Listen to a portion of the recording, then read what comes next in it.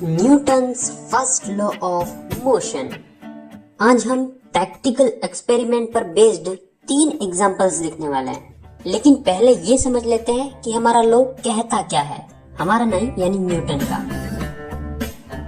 Newton का law कहता है कि कोई भी ऑब्जेक्ट मोशन में है तो वो मोशन में ही रहेगा, या कोई भी ऑब्जेक्ट रेस्ट में है तो वो रेस्ट में ही रहेगा, जब तक कि उस पर कोई अनबैलेंस्ड फोर्स ना लगे।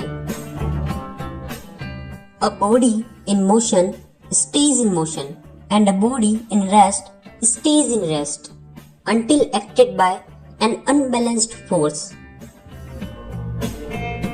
ये तो हो गया स्टेटमेंट, लेकिन अब आते हैं एग्जाम्पल पर।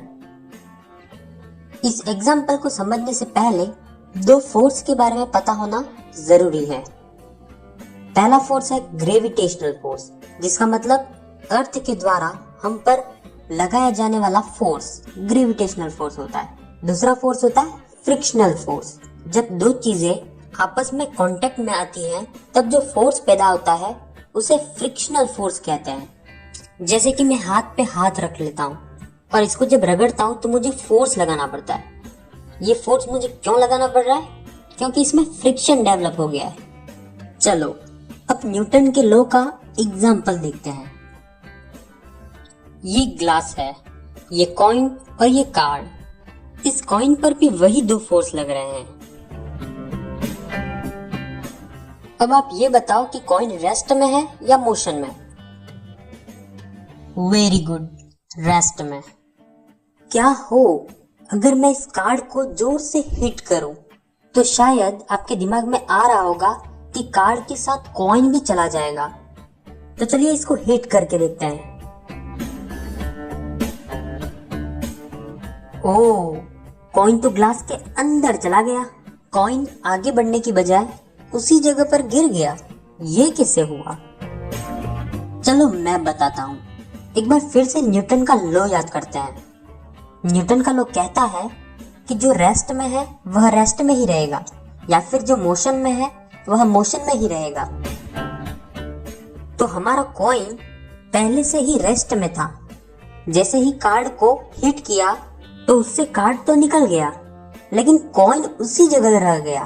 कॉइन उसी जगह क्यों रह गया? क्योंकि वो रेस्ट में ही रहना चाहता था। तो जो चीज रेस्ट में है वह रेस्ट में ही रहना चाहती है।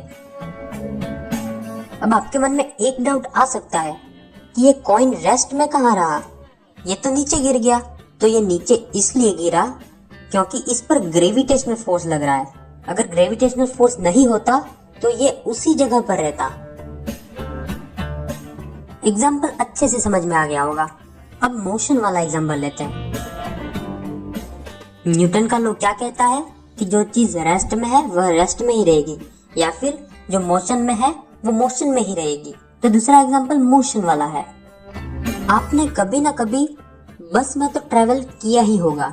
मान लो अब बस में बैठे हुए हो, बस मोशन में है, इसके साथ साथ आप भी मोशन में हो, लेकिन अचानक ब्रेक लगता है और आप आगे की तरफ झुक जाते हो। ऐसा क्यों होता है? इसको समझने में न्यूटन का लॉ हमारी मदद करता है। एक बार फिर से न्यूटन के लॉ को रिकॉल करते हैं। जो ऑब्जेक्ट मोशन में है वह मोशन में ही रहेगा। जैसे ही ड्राइवर ने ब्रेक लगाया, आप एकदम से रुके नहीं, बल्कि आगे की तरफ झुक गए।